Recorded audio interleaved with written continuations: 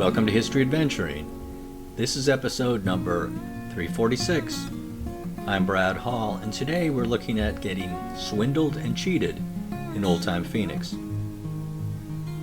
As a man who is now entering his golden years and spends a lot of time on the internet, I'm becoming increasingly aware of the constant attempts to swindle and cheat me.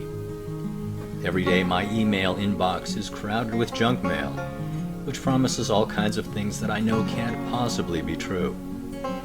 Then there's the outright asking me to send money to someone who is apparently a prince in some country I've never heard of. The list goes on, and it makes me sad to think that there are people out there who apparently think nothing of cheating, lying, stealing, and swindling. And of course, since I'm a time traveler, I thought about how it was done in old-time Phoenix. Let's go back to a time with very few of the regulations that we now take for granted. No Securities Exchange Commission, no laws protecting investors, no restriction on what could be promised in advertising. It was pretty darned easy to be cheated and swindled in those days. My first thoughts go to the shares of a mine that doesn't actually exist, or maybe an oil well, or some desert land. It really doesn't matter what it would be, because the only thing that I would see would be a piece of paper. Of course, there were actual mines, and projects, and land that would have been a great investment at the turn of the century, but they were also sold as shares, which are pieces of paper.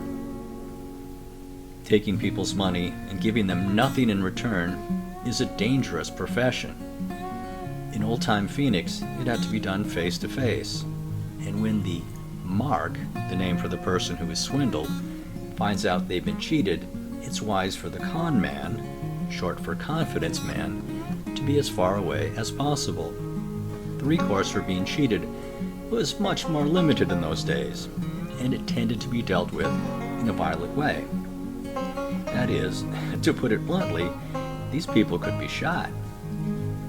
The solution for honest citizens, then and now, was to deal with people in the community who were trusted. Of course, that's not an absolute guarantee, but reputations are still the very best thing you can have if you want to be trusted. Phoenix has had a lot of trustworthy people, including Dwight Hurd, who sold land. There are also trusted names in the Christie family, including the Mayor Lloyd, his brother Shirley, and their father William, the cashier at the Valley National Bank. There is a fine line between a con man and someone who can be trusted.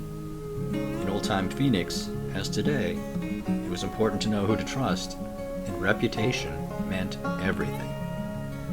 This has been History Adventuring. I'll talk to you later.